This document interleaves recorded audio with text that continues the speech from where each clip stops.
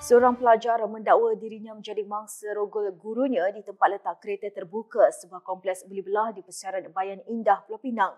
Difahamkan mangsa yang berusia 14 tahun membuat laporan dirogol suspek dalam kejadian yang berlaku pada November tahun lalu.